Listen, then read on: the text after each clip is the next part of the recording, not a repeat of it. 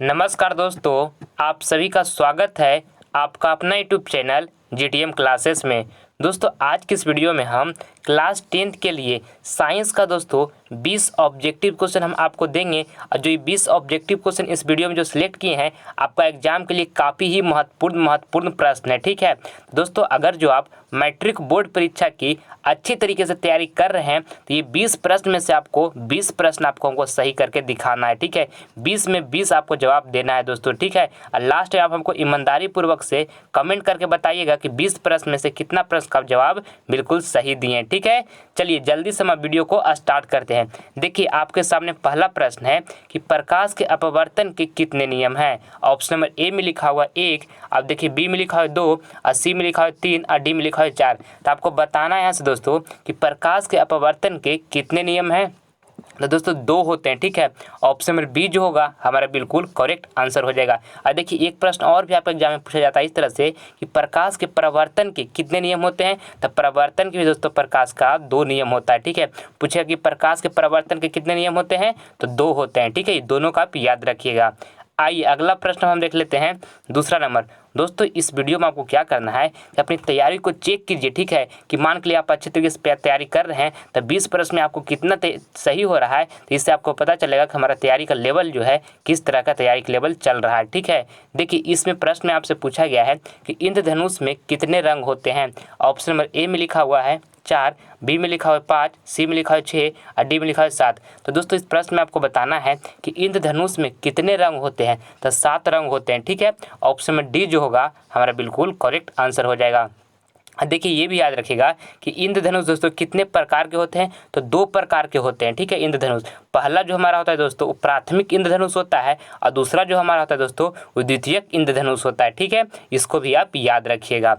आइए अगला प्रश्न हम देख लेते हैं।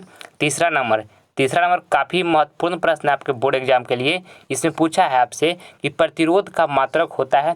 देखिए ऑप्शन नंबर ए में लिखा है जूल, और बी में लिखा है ओम, और सी में लिखा है वोल्ट, और डी में लिखा है इनमें से कोई नहीं। तो आपको बताना है दोस्तों कि प्रतिरोध का मात्रक होता है तो ओम होता है। ठीक है, ऑप्शन नंबर बी जो होगा बिल्कुल करेक्ट आंसर हो जाएगा। और देखिए कार्य का एसआई मात्रक दोस्तों जूल होता है, ये भी साथ में याद रखिएगा। दोस्तों विभवांतर का एसआई मात्रक वोल्ट होता है। ठीक है, इसको भी आपको याद रखना है। आइए अगला प्रश्न हम देख लेते हैं। चौथा नंबर, इसमें आपको बताना है दोस्तों कि आधुनिक आवर्त सारणी में वर्गों की संख्या होती है। देखिए ऑप्शन नंबर ए में लिखा हुआ है 9, और बी में लिखा है दोस्तों 18, और सी में लिखा है 11, और डी में लिखा है 10। तो आपको बताना है यहाँ से कि आधुनिक आवर्त सारणी में वर्गों की संख्या होती है। तो वर्गों की संख्या दोस्तों 18 होता है आधुनिक आवर्त सारणी में। ठीक है, ऑप्शन नंबर यहाँ पर बी जो होगा बिल्कुल करेक्ट हो जाएगा। और देखिए एक प्रश्न और पूछता है कि आधुनिक आवर्त सारणी में आवर्त की संख्या होती है। तो आवर्त की संख्या दोस्तों आधुनिक आवर्त सारणी में कितना होता है, 7 होता है। इसको भी आपको याद रखना है। आइए अगला प्रश्न हम देख लेते हैं। पाँचवा नंबर प्रश्न काफ़ी महत्वपूर्ण प्रश्न आपके बोर्ड एग्जाम के लिए। इसमें आपको बताना है कि क्षार स्वाद में कैसा होता है। ऑप्शन नंबर ए में लिखा हुआ है तीखा, बी में लिखा है मीठा, देखिए सी में लिखा है खट्टा, और डी में लिखा है दोस्तों कड़वा। तो आपको बताना है दोस्तों कि क्षार स्वाद में कैसा होता है, तो कड़वा होता है। ठीक है, ऑप्शन नंबर डी जो होगा हमारा बिल्कुल करेक्ट आंसर हो जाएगा। और देखिए एक प्रश्न और भी पूछता है कि अम्ल स्वाद में कैसा होता है। तो अम्ल स्वाद में दोस्तों खट्टा होता है। इसको भी आपको याद रखना है। आइए अगला प्रश्न हम देख लेते हैं। छठा नंबर, पहले दोस्तों सारा प्रश्न को आपको आंसर खुद से लगाना है। ठीक है, क्योंकि अपनी तैयारी को आपको चेक करना है। देखिए इसमें पूछा है नर युग्मक एवं मादा युग्मक के संकलन को कहते हैं। देखिए ऑप्शन नंबर ए में लिखा हुआ निषेचन, बी में लिखा है अंकुरन, सी में लिखा है परागन, और यहाँ डी में लिखा है किण्वन। तो दोस्तों इस प्रश्न में आपको बताना है यहाँ से कि नर युग्मक एवं मादा युग्मक के संकलन को कहते हैं तो निषेचन कहते हैं। ठीक है, ऑप्शन नंबर ए जो होगा हमारा बिल्कुल करेक्ट आंसर हो जाएगा। आइए अगला प्रश्न हम देख लेते हैं।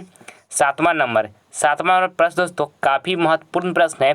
पूछा गया है कि लेंस बनाने में किसका प्रयोग नहीं किया जाता है। ऑप्शन नंबर ए में लिखा है मिट्टी, और बी में लिखा है दोस्तों प्लास्टिक, और देखिए सी में लिखा है कांच, और डी में लिखा है पानी। बताइए इसका राइट आंसर। पूछा गया आपसे कि लेंस बनाने में किसका प्रयोग नहीं किया जाता है, तो मिट्टी का प्रयोग दोस्तों नहीं किया जाता है। ऑप्शन नंबर ए जो होगा बिल्कुल करेक्ट आंसर हो जाएगा। और देखिए प्लास्टिक हो गया, कांच हो गया, पानी दोस्तों ये तीनों को लेंस बनाने में प्रयोग किया जाता है।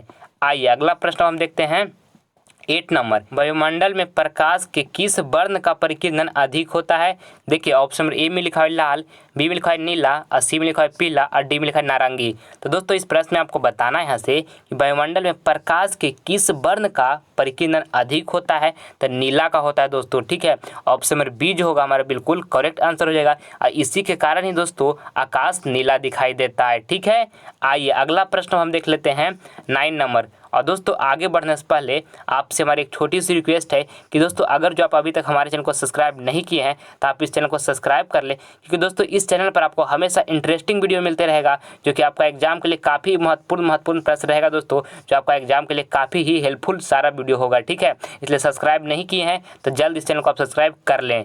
देखिए 9 नंबर प्रश्न में आपसे पूछा गया है कि कौन सा लेंस अपसारी लेंस भी कहलाता है, बताइए। ऑप्शन नंबर ए में लिखा है अवतल लेंस, बी में लिखा है उत्तल लेंस और सी में लिखा है अवतल एवं उत्तल दोनों लेंस और डी में लिखा है इनमें से कोई नहीं। तो आपको बताना है यहाँ से दोस्तों कि कौन सा लेंस अपसारी लेंस भी कहलाता है, तो अवतल लेंस दोस्तों अपसारी लेंस भी कहलाता है। ऑप्शन नंबर ए जो होगा हमारा बिल्कुल करेक्ट आंसर हो जाएगा, ठीक है। और देखिए उत्तल लेंस जो है दोस्तों, उत्तल लेंस अभिसारी लेंस भी कहलाता है, इसको आप याद रखिएगा कि उत्तल लेंस अभिसारी लेंस भी कहलाता है, ठीक है। आइए अगला प्रश्न हम देख लेते हैं, ये 10वां नंबर प्रश्न दोस्तों आपके बोर्ड एग्जाम के लिए काफ़ी महत्वपूर्ण प्रश्न है, ठीक है। पूछा है कि जो नेत्र निकट स्थित वस्तु को साफ नहीं देख सकता है उस नेत्र में होता है। ऑप्शन नंबर ए में लिखा हुआ है दूरदृष्टि दोष, बी में लिखा है निकट दृष्टि दोष और सी में लिखा है दोस्तों जरा दृष्टि दोष और डी में लिखा है इनमें से कोई नहीं। तो आपको बताना है कि जो नेत्र निकट स्थित वस्तु को साफ नहीं देख सकता है उस नेत्र में होता है, उसमें दूरदृष्टि दोष होता है दोस्तों, ठीक है। देखिए दूरदृष्टि दोष दोस्तों जिस व्यक्ति को हुआ रहता है उसमें क्या दूर की वस्तु उसको स्पष्ट दिखाई देगा, मगर नज़दीक की वस्तु स्पष्ट नहीं दिखाई देगा। हमारा ऑप्शन ए जो होगा यहाँ पर बिल्कुल करेक्ट आंसर हो जाएगा। और देखिए निकट दृष्टि दोष में क्या होता है दोस्तों कि जिस व्यक्ति को निकट दृष्टि दोष हुआ रहता है वो निकट की वस्तु उसको स्पष्ट दिखाई देगा मगर दूर की वस्तु उसको स्पष्ट नहीं दिखाई देता है, ठीक है। और देखिए जरा दृष्टि दोष जो है दोस्तों ये ओल्ड एज में होता है, कहने का मतलब बूढ़ा बुजुर्ग लोग को होता है।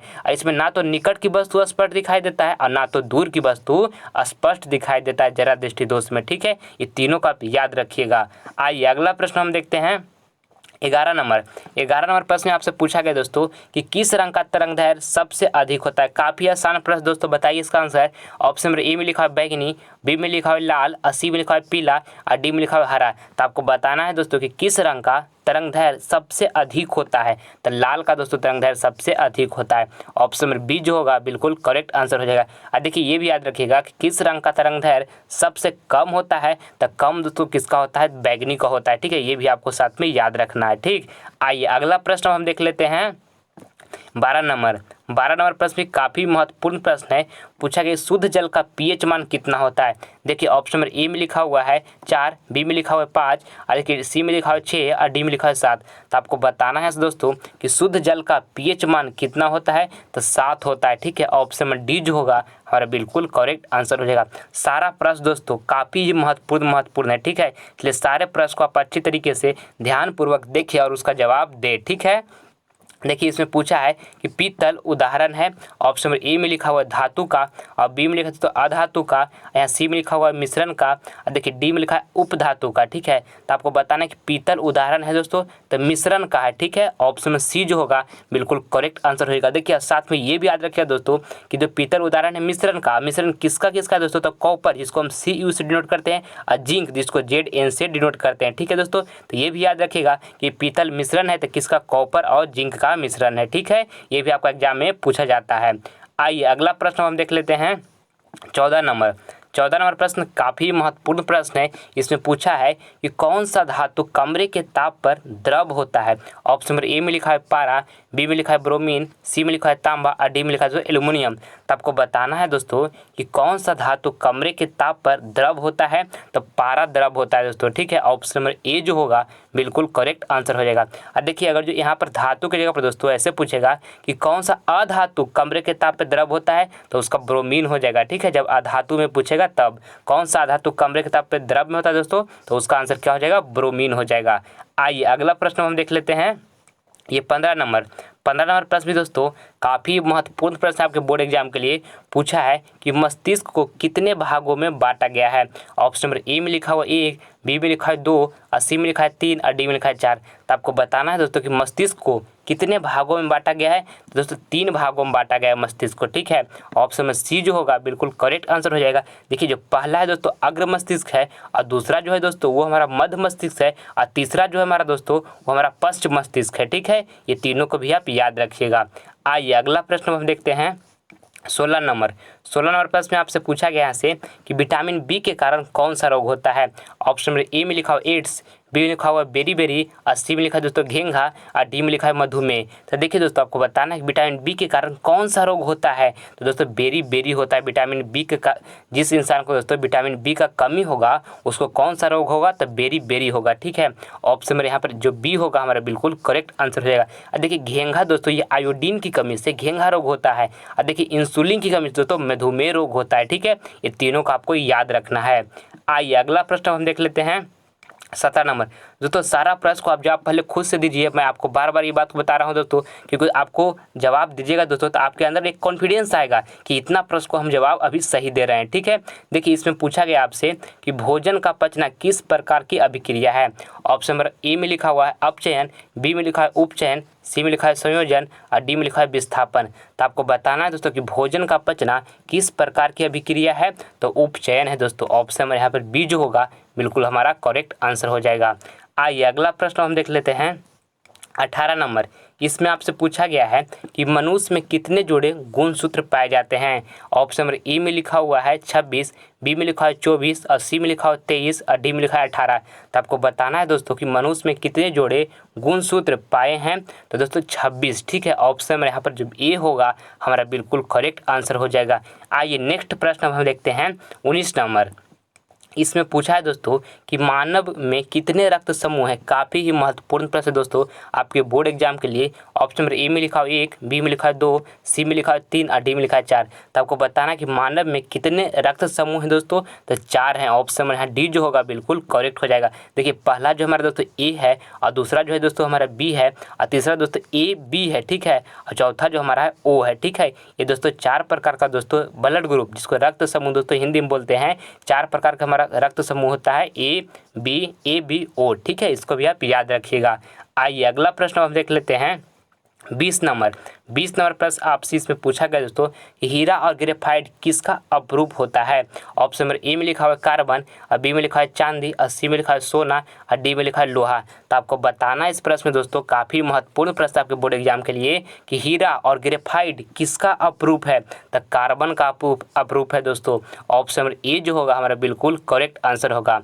देखिए दोस्तों अभी आपको हम 20 अति महत्वपूर्ण प्रश्न करवाए हैं। ये 20 प्रश्न में कितना प्रश्न का आप सही जवाब दिए हैं आप हमको कमेंट बॉक्स में ईमानदारी पूर्वक जरूर लिख के बताइएगा, ठीक है। और देखिए दोस्तों जिस स्टूडेंट को 19 नंबर आ रहा है या 19 से अधिक नंबर आ रहा है दोस्तों, तो उनका क्या है तैयारी का लेवल जो है अच्छा चल रहा है, ठीक है। और जिस स्टूडेंट को दोस्तों 15 से नीचे सही हुआ है, 15 से कम नंबर आया है, उनको मेहनत करने की आवश्यकता है दोस्तों, क्योंकि जो इस वीडियो में हम 20 प्रश्न को सिलेक्ट किए हैं वो काफ़ी आसान प्रश्न था। अगर जो आप अच्छी तरीके से तैयारी कर रहे होंगे तो आपको 19-20 जरूर सही हुआ होगा दोस्तों। अगर जो आपको 15 सही हो रहा है तो हड़बड़ाने का बात नहीं है दोस्तों, आपको दिन रात मेहनत करना है, दिन रात एक कर देना है दोस्तों, क्योंकि मेहनत करके कुछ भी पाना असंभव इस दुनिया में नहीं है, ठीक है।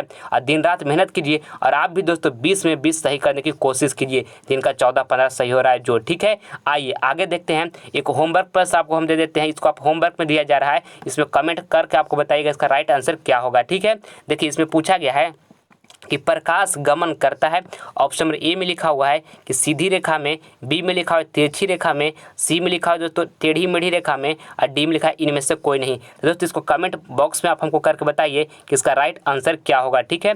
मैं उम्मीद करता हूं दोस्तों कि वीडियो आपको पसंद आया होगा, तो प्लीज़ आपसे लाइक करें, अपने दोस्तों में शेयर करें, और आप हमारे चैनल पर नए हैं तो आपसे सब्सक्राइब कर लें दोस्तों, ताकि आने वाले वीडियो का नोटिफिकेशन सबसे पहले आपको मिले। मिलते हैं अगले वीडियो में हम आपसे, तब तक मन लगाकर पढ़ाई कीजिएगा दोस्तों, 1 मिनट भी समय को बर्बाद नहीं कीजिएगा, ठीक है। धन्यवाद।